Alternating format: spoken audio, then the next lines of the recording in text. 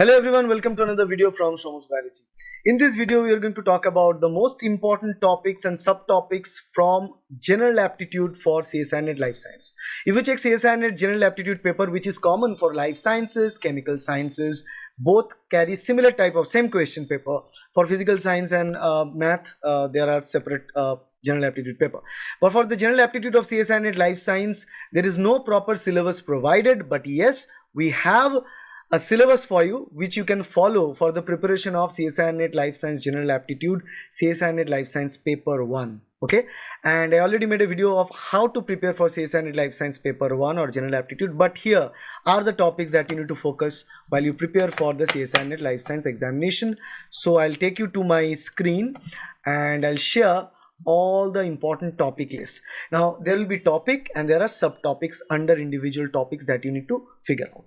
Okay, so first of all, numerical ability. In the numerical ability, there will be problems like percentage, profit and loss, interest, averages, time and distance, ratio and proportion, and the work related, any time and work. Okay, train problems. These are all numerical ability related problems, hardcore mathematical problems.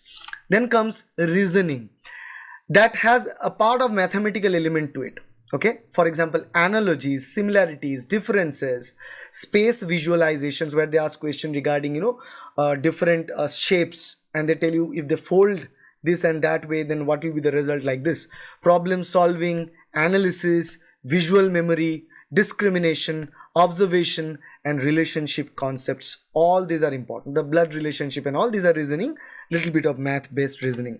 And then there are logical reasoning without any math but still reasoning, which contains statements and arguments, statement conclusion, cause and effect, statement assumption, statement and courses of actions, and decision making. Now from all these parts, CSIR NET Life Science, they only ask statement and argument. This is only important, rest are not that important.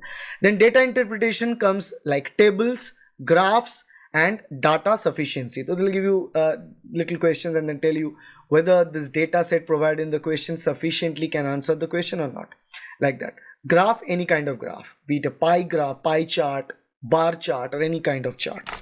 Then comes graphical analysis, where you have bar graph, line graph, pie chart, tabular data, all this, which is also under data interpretation. So particularly graphical analysis of the data interpretation, and this is very, very important. You can get multiple questions from this topic alone. Then comes reading comprehension, understanding passages, finding main ideas, which is exactly not touched in CSIR NET Life Science General Aptitude paper. Then comes quantitative comparisons, comparing quantities, ratio and proportions, which are also very, very important. And finally, analytical and logical reasoning, where you have puzzles, deducting reasoning, as well as evaluating arguments based on that statement. So these are all the different topics and subtopics. Now if I tell you some tips regarding the preparation of CSIR NET Life Science General Aptitude paper, then that would be numerical ability. This is something, although many of you may fear, there's a math, hardcore math problems, how can you solve?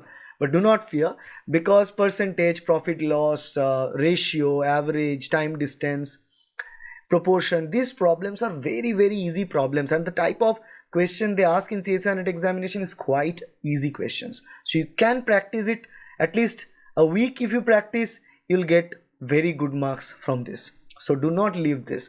Reasoning part depends on your IQ skill, so you cannot beat around the bushes to get through it. So numerical ability is something that you can get better with practice. Logical reasoning and all is something that depends on your IQ, so I will not comment on that. While data interpretation, graphical analysis is something which requires your analytical skills, and I believe all of you have good analytical skills. That's why you have done masters at some stream of your life science. So obviously you have the analytical skills. What you need to do is basically to understand graph. You need to understand what is there in the x-axis, what is there in the y-axis, and based on that axis you need to draw your conclusion. You need to understand how y depend on x. Based on that, the graph line is created. So once you understand how to analyze graph, it will not only benefit you for CSIR NET General Aptitude, but also for CSIR NET subjective topics like unit like any other units of section B and section C. So this is very, very important that you always prepare. Rest of the things you can leave, but if you still focus on prepare very well for the CSIR NET General Aptitude. So I believe this video helps you to understand the CSIR NET General Aptitude topics and CSIR NET General Aptitude syllabus, and I already gave you the tips to prepare for it. So that's all about it. If you like this video, please hit the like button, share this video with your friends, subscribe to this channel to get more videos like that in future. Thank you.